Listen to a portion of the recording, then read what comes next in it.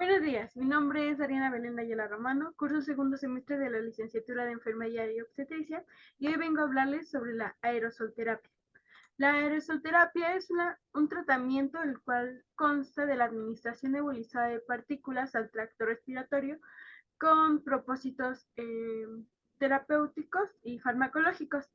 Se administra aerosol, el cual es una suspensión de partículas líquidas o sólidas de 0.001 a 100 micras de volumen de gas. Se considera ya terapéutico del 1 a 10 micras. Las partículas de 10 a 15 micras se depositan en la superficie de la nariz y de la boca, de las 5 a las 10 micras en las vías aéreas superiores, lo que consta del el tracto respiratorio, la laringe y la faringe.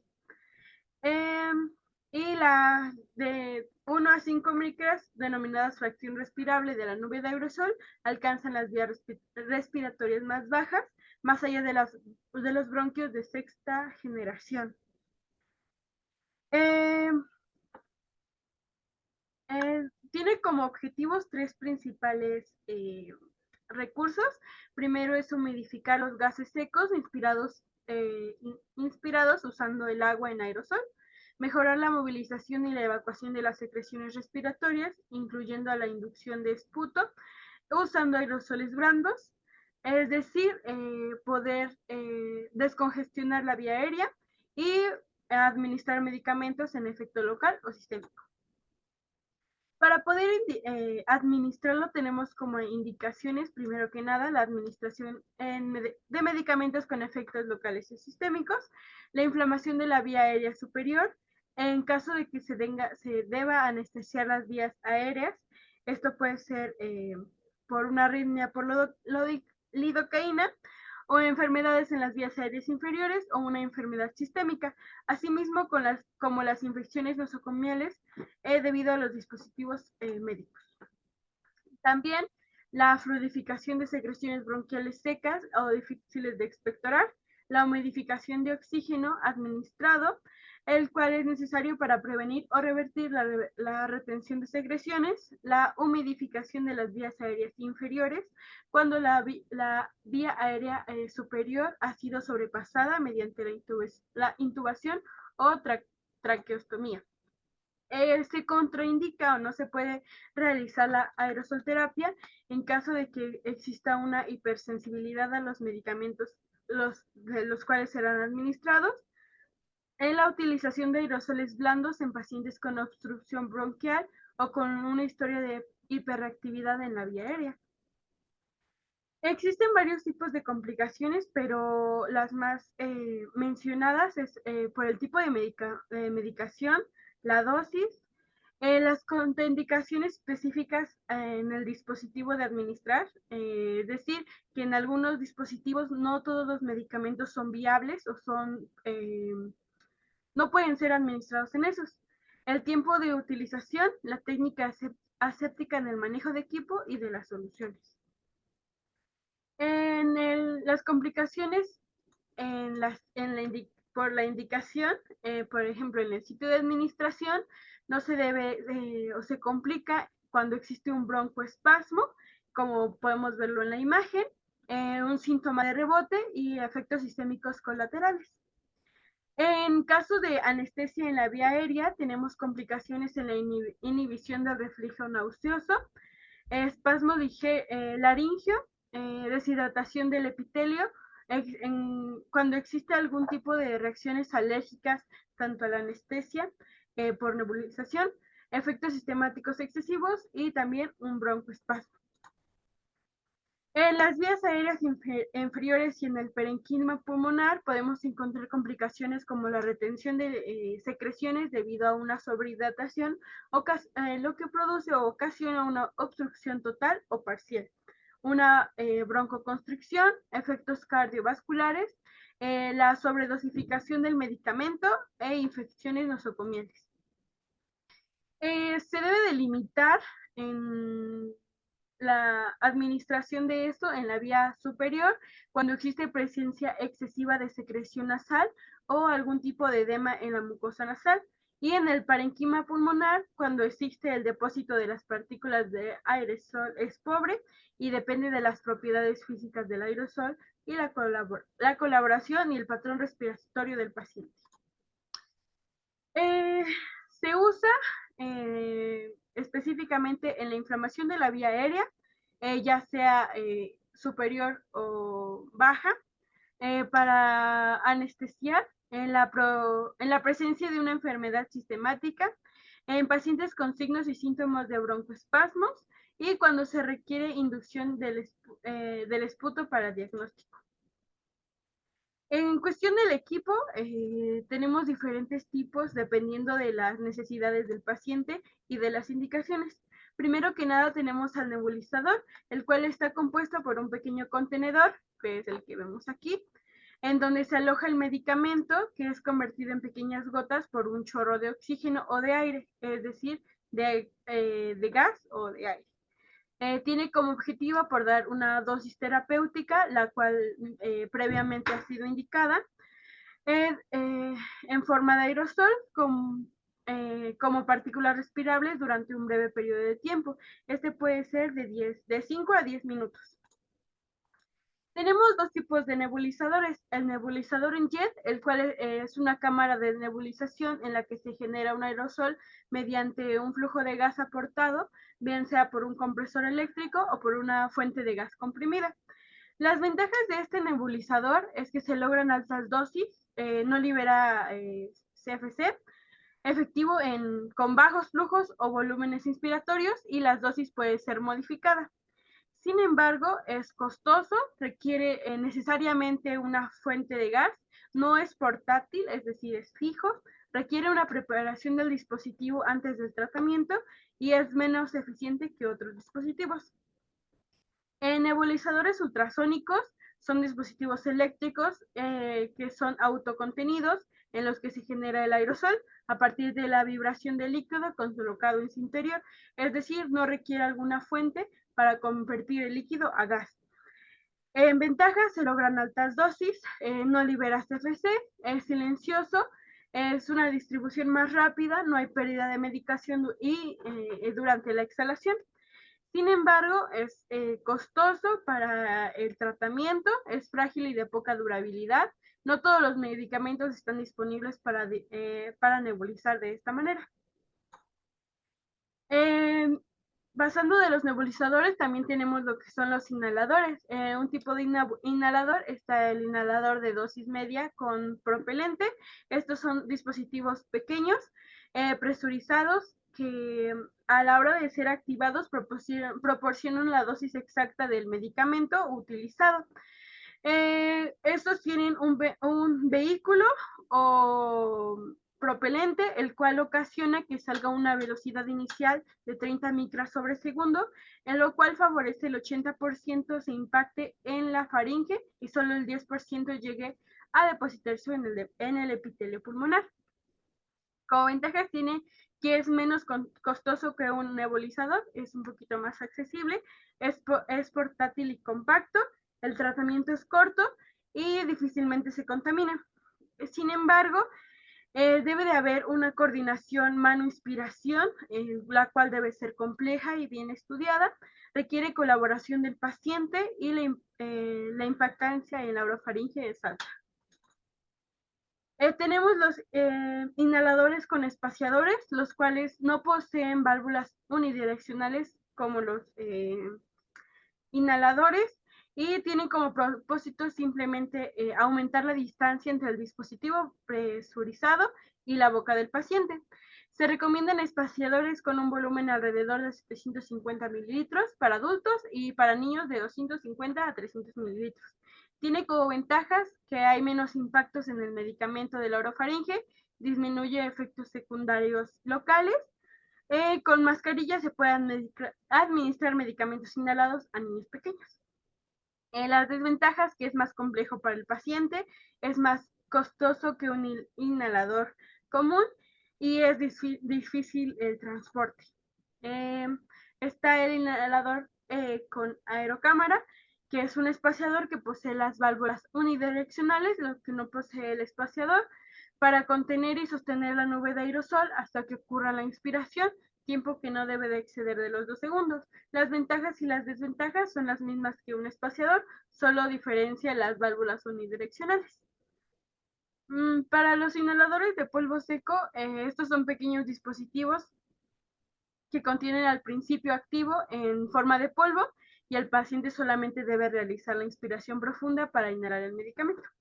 Las ventajas es que no requiere contener la respiración como en otros inhaladores, no requiere el propelente y es activado por la inspiración.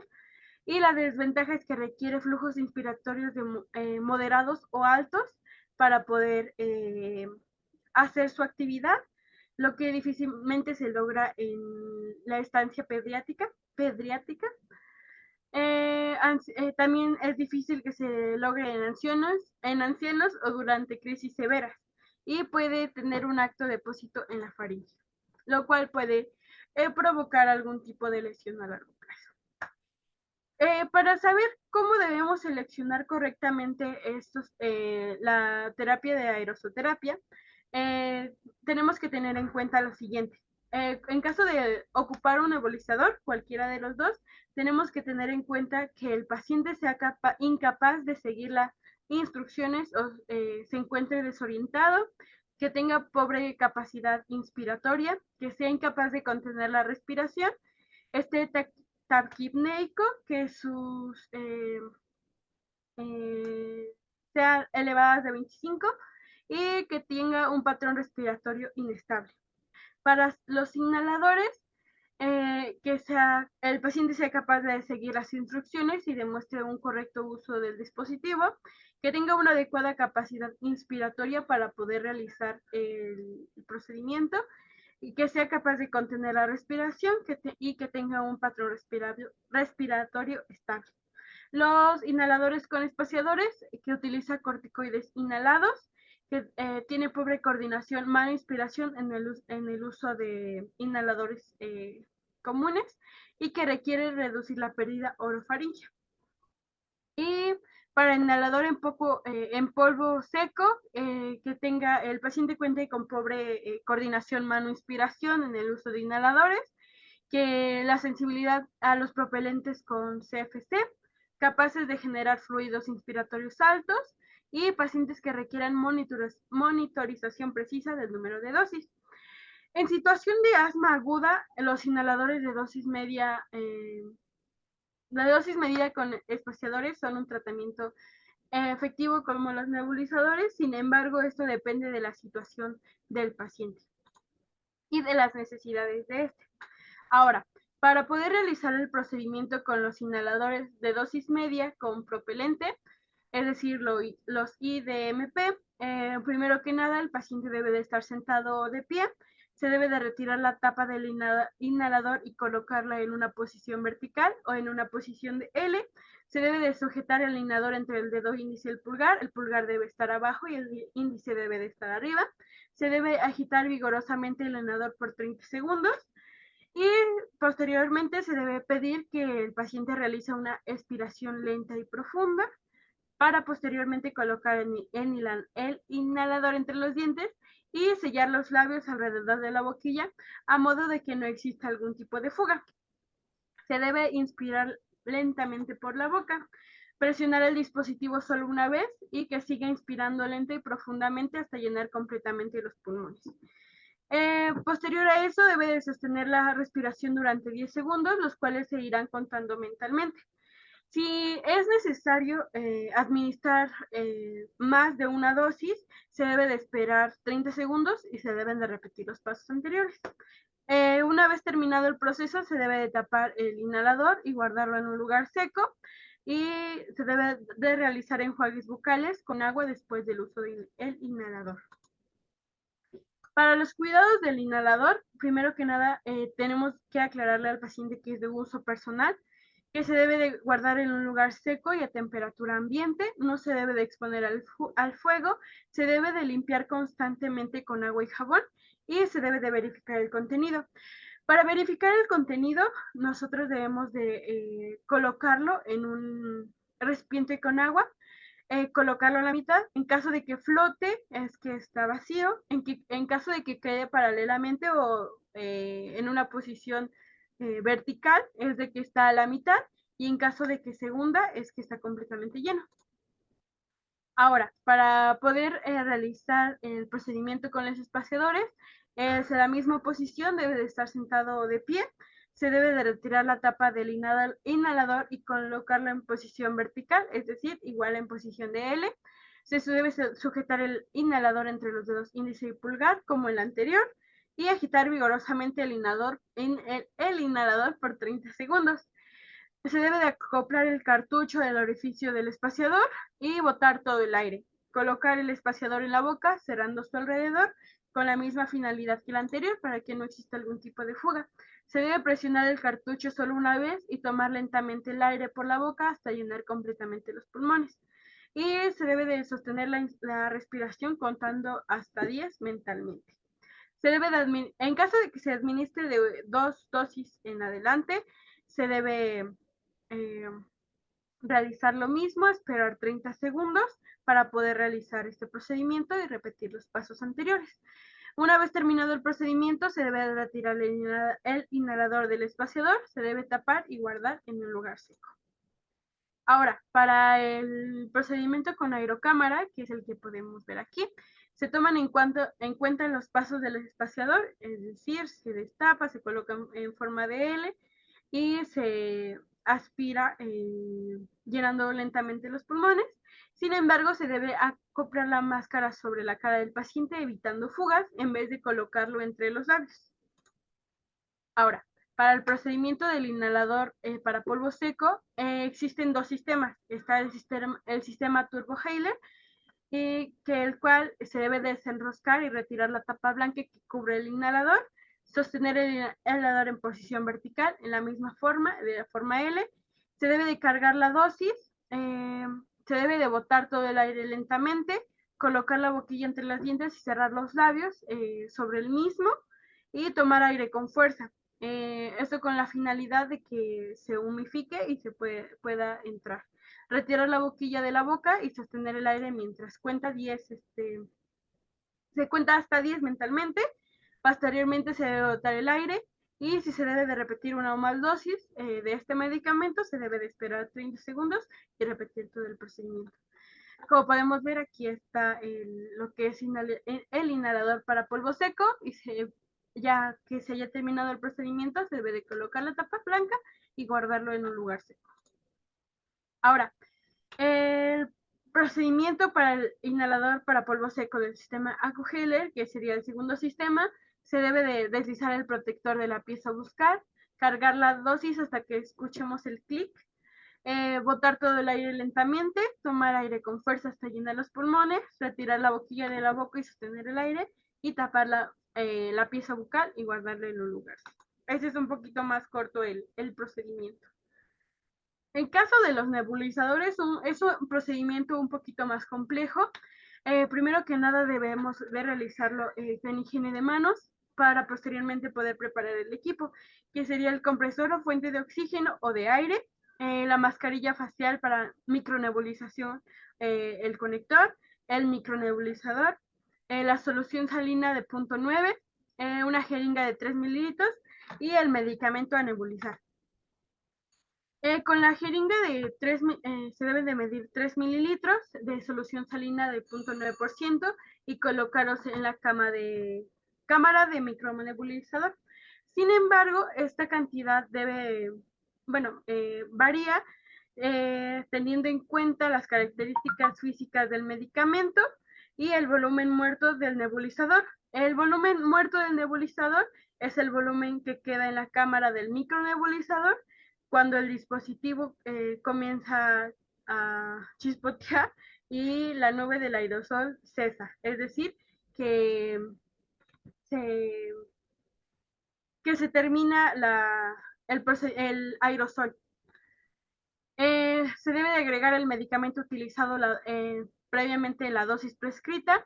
Se debe de conectar el nebulizador a la toma de oxígeno utilizando un flujo de entre 6 a 8 litros minuto, dependiendo de la indicación brindada.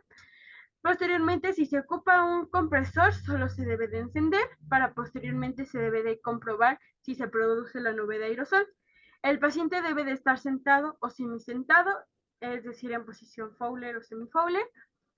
Se debe de colocar al paciente en la mascarilla o la pieza bucal hasta la finalización del medicamento y se debe de estimular al paciente para que inhale a través de la boca usando un patrón lento y profundo. O una vez que se termine el medicamento, se debe de retirar la mascarilla o la boquilla, cual sea el caso. Se debe de limpiar y secar el equipo, suspender la micronebulización y si tiene algún efecto secundario se debe de comunicar al médico y registrarlo en las hojas debidamente correspondientes. Los nebulizadores, según estudios, nos dicen que solo son uno para cada persona. Sin embargo, por ser un tratamiento demasiado costoso, se han hecho estudios que se pueden ocupar los nebulizadores aproximadamente 100 veces con bueno, esto dependiendo de que el mantenimiento sea el adecuado para poder realizarlo, simplemente con que tenga las medidas básicas de seguridad para evitar algún tipo de infección cursada o nosocomial. Para la monitorización, durante todos estos procesos debe de haber una monitorización antes, durante y después. Tenemos que tener los siguientes puntos conscientes para poder ver el avance del paciente. Tenemos que ver las respuestas objetivos del paciente como el dolor, la incomodidad, si existe disnea y la inquietud del paciente. Asimismo también como la frecuencia y el ritmo cardíaco y su presión arterial. Su frecuencia y patrón respiratorio, el uso de los músculos accesorios, el cambio de indicadores terapéuticos, es decir, si la posición del paciente cambia o es diferente la indicación médica, se debe de tomar en ese preciso momento las indicaciones a seguir. Se debe de tomar el color de piel, los ruidos respiratorios, la pulsioximetría en caso de que exista algún tipo de riesgo de una hipoxemia. En flujo expiratorio, esto solo en pacientes que sufran una crisis asmática o que sufran asma. Y también se debe de valorar la cantidad de esputo, su consistencia, color y olor, para poder así determinar su avance, para tener unas intervenciones de acuerdo a la información obtenida. Las infecciones en este tipo de terapias suelen ser muy comunes en caso de que no existan las indicaciones y las medidas necesarias para poder aplicar y administrar este tipo de medicamentos. Se deben de emplear precauciones universales para evitar este tipo de infecciones, asimismo como implementar las recomendaciones de los Centros de Control y Prevención de Enfermedades. Los aplicadores para automizadores multiusos deben ser cambiados entre paciente y paciente, asimismo deben de ser desinfectados, no puede ser utilizado 2 veces el mismo nebulizador en el mismo paciente o en diferentes pacientes, se debe de disponer contenedores para los desechos contaminados, se deben desinfectar los nebulizadores, cambiar o esterilizar concluido el procedimiento, no se debe de enjuagar con agua corriente el nebulizador, en soluciones manipuladas las soluciones deben de ser manipuladas con técnica aséptica y asimismo las soluciones como vehículo que se ocupan en los nebulizadores deben de ser eliminadas pasadas las 24 horas. Estas pueden ser lo que son la solución salina al 0.9% y también deben de ser manipuladas con técnica aséptica. Antes de terminar, para poder verificar que sí existe avance o que la terapia sí funcionó, debemos de verificar que no existe, que hubo una reducción del dolor y de la incomodidad del paciente en lo que son la administración de anestesia en la vía aérea. Y en caso de que hubo una inflamación en la vía aérea superior, se debe de comprobar la mejoría radiográfica en el tejido blando y se observa la disminución del trabajo respiratorio y del uso de los músculos accesorios. Esto nos indicaría que la terapia sí funcionó y así poder seguir con esta terapia o tener otro tipo de intervenciones. Esto sería todo de mi parte. Muchas gracias.